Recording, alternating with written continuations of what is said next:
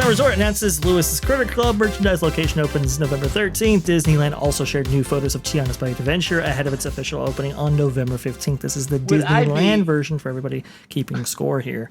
Would I be terribly cynical? Terribly, if I thought naming anything club implied that in the future they'll sell you a membership to get in? Yes. Just because Disney thinks that way, you know? Well, it's a club. That's like, it's a bonus price. It's a special feature. When looking at this story, though, yes, the big news, I guess, is the Critter Club being announced to be open. And look, it's a great sign right there. That will be my one point of good news here. It's not one of those vinyl signs. The flat signs they just print out, stick on. They have been doing at Walt Disney World. Yeah. But you can see the walls have come down around the main entrance portion and all the way around the queue here. And the mural has also been... Does the fact that we saw a guy with a trumpet, albeit an alligator, and that you're talking about the walls coming down, does that imply a Jericho-like negativity to this thing? Yeah, well, it's... I don't know if it implies a Jericho-like negativity, but the walls came tumbling down when he blew his trumpet, right? Oh, it's... Anyway. I guess that's fair. It's terrible, though. This is all not good. You can see that they've just like painted on the open sections of the facade they had room for because they didn't have like the side of the barn structure over there at Walt Disney World. You can see the I hesitate to use the word quality of these. Well, but see, pieces. Wait, no. Listen, I don't think you can fault these for quality. I really don't. That is not saying, as an art critic, I think they're anything special or good. I think they are accurate to the kinds of things they are based on, which have nothing to do with Louisiana and the Bayou, but have to do with the, what would you say? Not exactly gentrification, but the revival of a lot of bad neighborhoods in a lot of northern cities with graffiti like this. The issue is not the quality. The issue is the reason it's there in the first place does not exist. I mean, it's. That style has nothing to do with the theme of the ride, even their theme of the ride. And they're going for a 1920s or 1930s aesthetic here. I don't know how over the knee shorts, 80s. Yeah, right. Nothing evokes that time period. It's not even appropriate for and by the way, that place and time. That picture of Louis that was in that sign, he looked pretty good. He was rocking and bopping with his trumpet. He's having fun. That's a great mood. Now go to the one you just showed with the 4 zombies playing a horn. I mean, did Baron Samedi do that version? You know? I know they had that artist there that with a very troubled past. She painted people with something in their mouth, not people playing music joyously like that. Yes. And over here we're not slaves anymore. We're a co-op. So let's show a picture of people standing in the fields in straight lines picking stuff that isn't cotton, and therefore it isn't slaves, right? They're picking. Here's the thing, and here's where it gets a little bit problematic. I see a lot of watermelon depicted in that, which I would think that hits some sensitivity focus group somewhere. I'm not quite sure about that decision either, but you can see right here that this artwork is more befitting of maybe inner city kindergarten more than it is a 1920s co-op. Seriously, you know what it reminds me of? That second panel. When you said inner city, all of these community gardens, kind of the modern version of a victory garden where everybody gets their own little plot in the middle of the city to grow their own stuff that you see all the time, which is great, but irrelevant to the story, if there is one. That's, by the way, speaking of relevant stories, this is the ride where after trying 3 or 4 different versions that we know of, the plot they settled on was they can't find jazz musicians in New Orleans. And so they have to recruit you. That's insane. Any of you out there who have pretensions of playing the trumpet as well as Louis Armstrong should apply right away for the job. That is an insane plot point right there. Yeah. Brer Oswald had something to say about it. Kindergarten or a world-class vlog flume. Again, people, they're now charging $200 a day to walk into this theme park, and some days is it befitting of a world-class theme park. The second most attended in the world, according to the Themed Entertainment Association's PDF document that was recently released about last year's numbers. I'm not sure about that. Lorena Creel here, more like non-1920s art that looks like it came straight out of Cuba. And I do have to agree with that assessment. But the good times, they don't stop there. Here we go. This is now the new area in which people... God. I Oh had the my same... God. Is this before they put the color reaction. in? No, seriously. When we look at those bio-reconstruct aerial shots of Epic Universe aborting, you see lots of grayed out stuff like this, and over in the corner they caught somebody starting to add the color to the base coat. Right. That's what this looks like, but this is it, right? This is it. This is what we're getting right here. This kind of whitewashed picket fence here. I mean, it's more Haunted Mansion-y than it is Joyous Jazz Ride-y, isn't it? Well, it's a cacophony of things. So you have the Splash Mountain kind of undercoat here. And by the way, if I don't know if you noticed, but it's not even done that well. So if you zoom in on this photo, I can see it right there. You see the dead plants that are still there on top? Didn't remove those. Why would you? They haphazardly painted mountain facade there. The stuff that's just been kind of included, the contradictory stuff. Why are you doing a white picket fence in the middle of the bayou outside of your big co-op? It's not even white. What it looks like is these after hurricane flood shots of houses that have been flooded out and then the water drained out, and inside it's all colorless. That's quite the comparison. I didn't even think about that, but it's not. I just it just strikes me. I'm not premeditating this. I'm telling you, I hadn't seen these before, and that's the first thing that comes to my mind. Especially since those photos have been so prominent in our world in this immediate storm period. And by the way, the reason why the spaces between the pickets were so much wider in those poorer neighborhoods is because they didn't have enough to make a full fence. So they spaced them out. They were lacking wood. But then you get even deeper into it when it actually starts to get far worse. This is what the area kind of used to look like right here. Oh, the greenery, the foliage, the details. Welcoming. You can see that canopy. Kind of place you'd like to go spend part of your day. Right. And now it's before you ever knew if there was something in the briar patch you wanted to buy or not. You'd go to it. You'd be drawn to it. It's a mini weenie in Disney terminology. But now, yes, it is crazy how bad it is. Also, too, we have. Let me see here if I can get this on screen. We have beyond those white picket fences. We have this kind of a railing here. And if that, but behind it, that little counter. If that doesn't look like one of these Victory Garden things that we see all the time with the garden shows, people having their own little plot without water running and without electricity, but they put their gardening and their seeding tools. Fine, swell, but what's that got to do with this? I don't even know are they what that is, to be honest with you. That's what it looks like to me. Is a garden, not a shed, but a little garden table where you pull the seeds out and replant them in little planters and have them grow and then put them in the ground and all that kind of stuff. I see. Okay. Well, maybe that's what it looks like, isn't it? I mean, look, there's to the right of that blue-based lamp or lantern, looks like a little trowel and another little shovel on the far end above the yellow teapot or watering can. That's what it is, watering can. Yeah, that's what that is. That's a little horticultural countertop or whatever. It's like the kind of thing that you would see as a feature they're going to show you how to build on this old house. And the owner loves gardening, so when she's out in her backyard, we built this nice little planting station. We can show you the plans. I can see that. I can see that. Perhaps it's what they were going for right there. I'm not sure if it's completely appropriate. It's like in these home renovating shows where they show you how to buy an old antique, crappy dining set with a side table and repurpose that for your gardening station or whatever it is. That's what it looks like.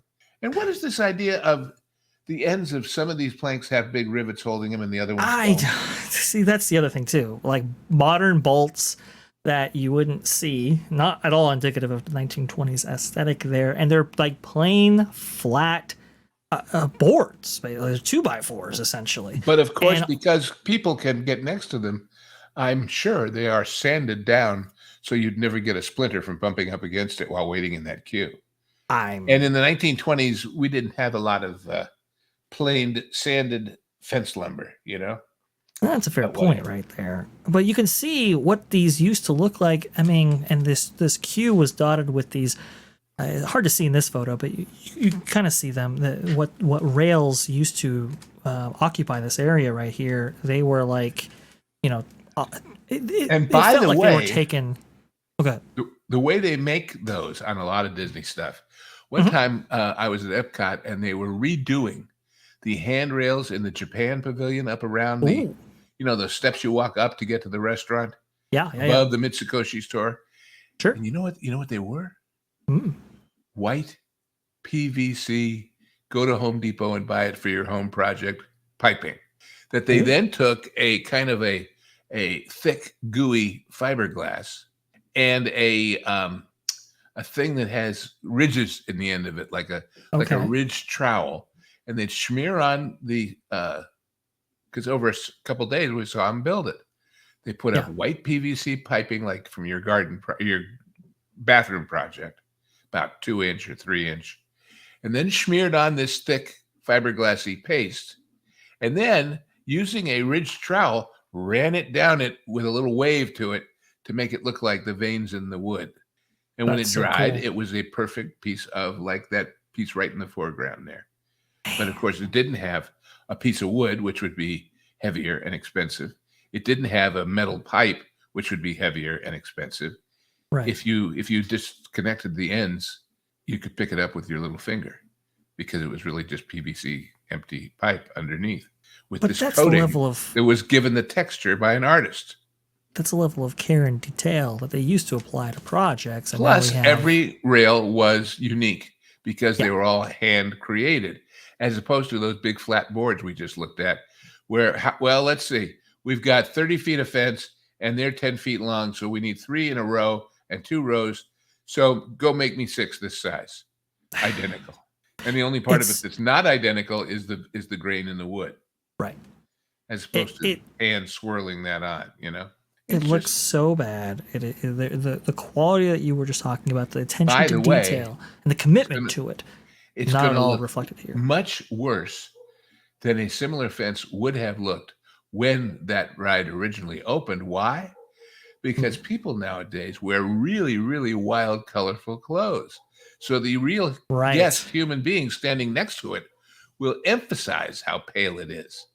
I'm so glad you brought that up because Eddie Sato actually thought the same thing. Eddie Sato, famous Imagineer who worked for the company during the very prolific period during the 1980s, 1990s, and so forth. If you might not know the name, you know his work. Trust me, folks.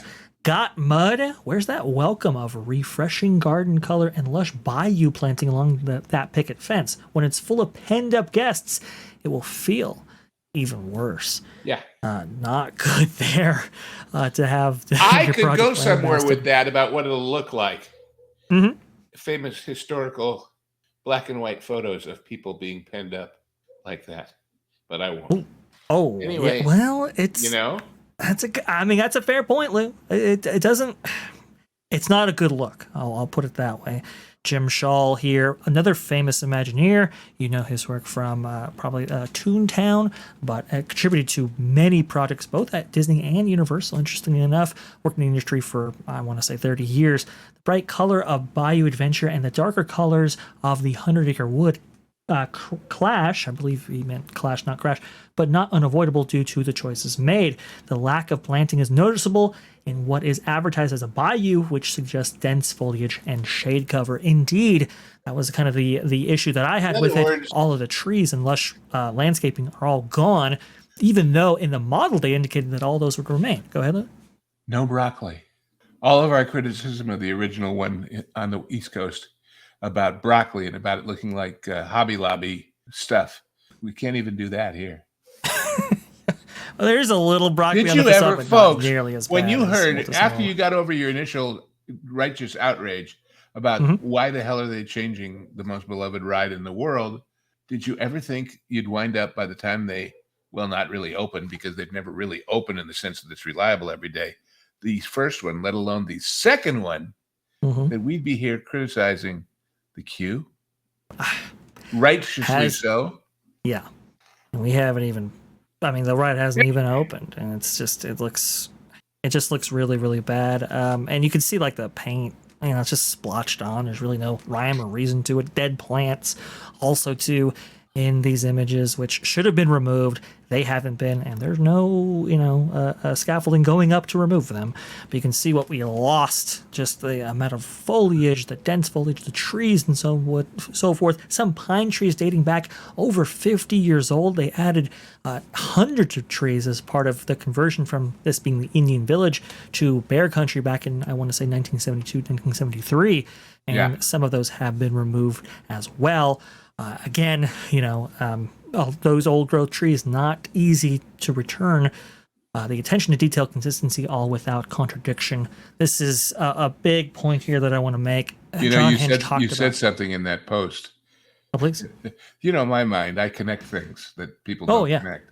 Oh, go ahead. So, in other words, what profiteth a man if you taketh out Tom Sawyer and his island, but you put back in the whitewashed fence from Tom Sawyer's story in the wrong place? That's a very good point. That's the famous Tom Sawyer story, was the whitewashing the fence. Whitewashing the fence. That's correct.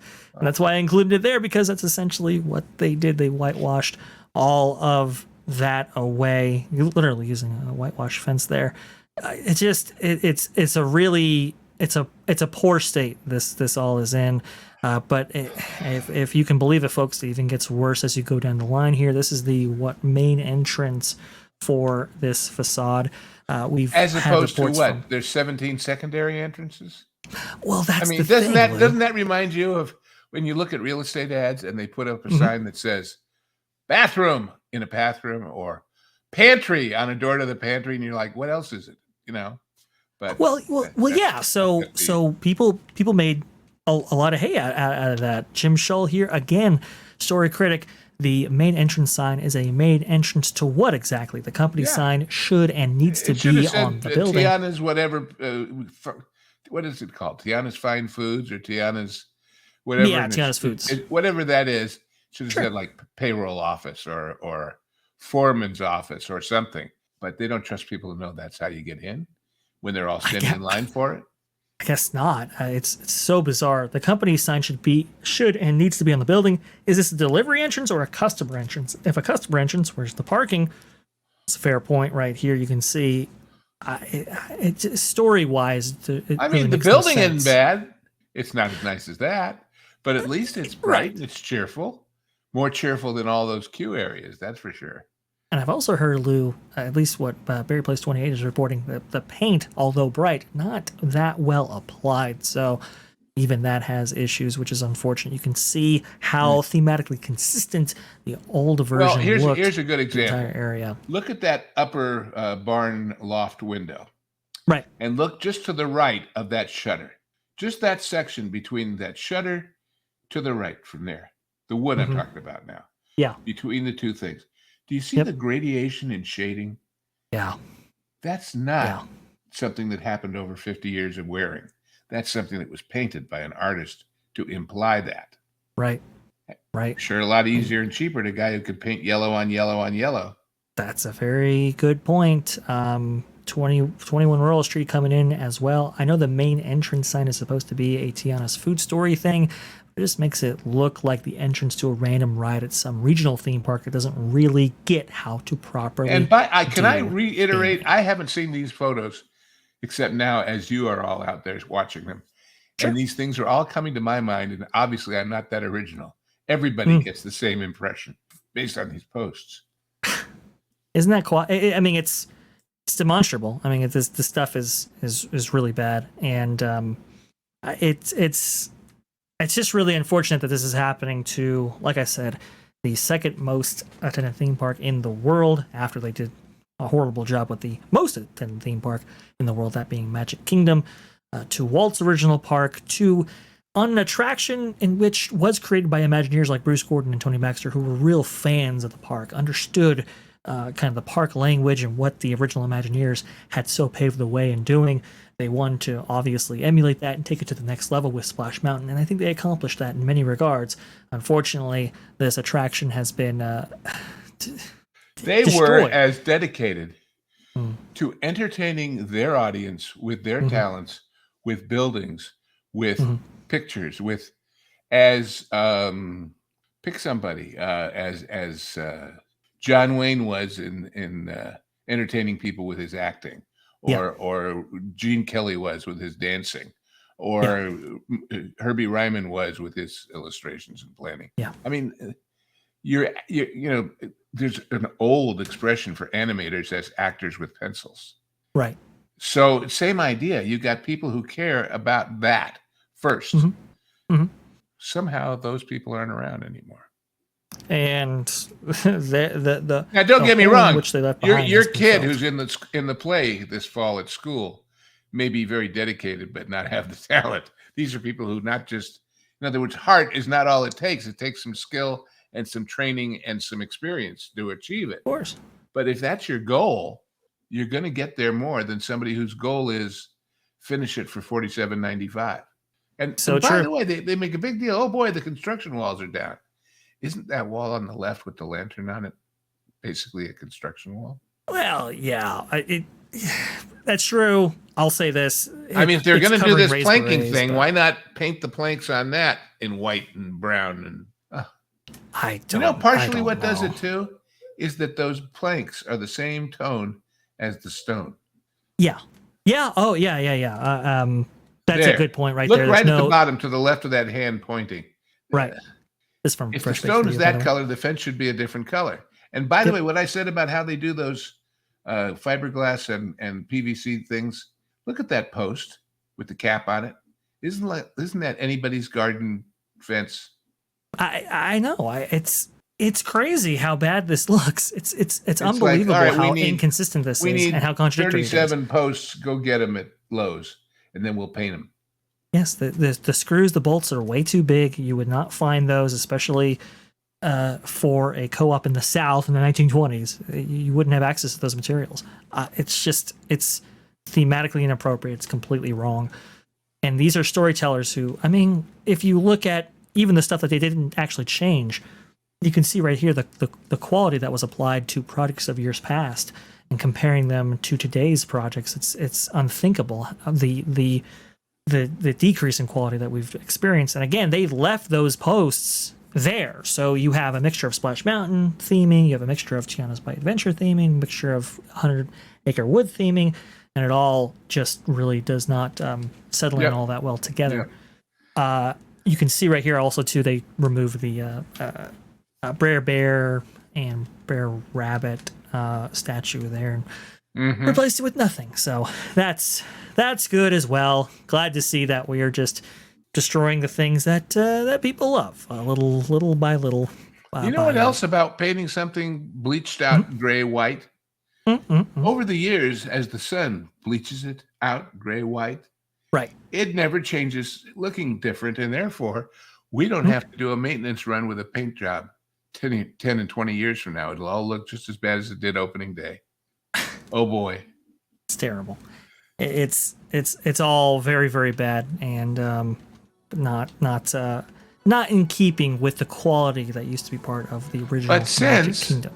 Since if past is prologue and experience at Disney World is predictive, half of the days there'll be nobody in those queues because the ride won't be operating. It'll be fine, I'm sure. that's a good point. Shame on me. That's the kind of attitude you get, right, when they continue failing to deliver. That was a highlight from our live stream on That Park Place Podcasts online, where the full stream can be found at the link in the description. But what about you? What do you think about this very intriguing and fascinating story? Please let us know in the comments below. Like this video if you did like this video. Share us out as it helps us out tremendously against the YouTube algorithm. And thank you so much for watching. T3, BO.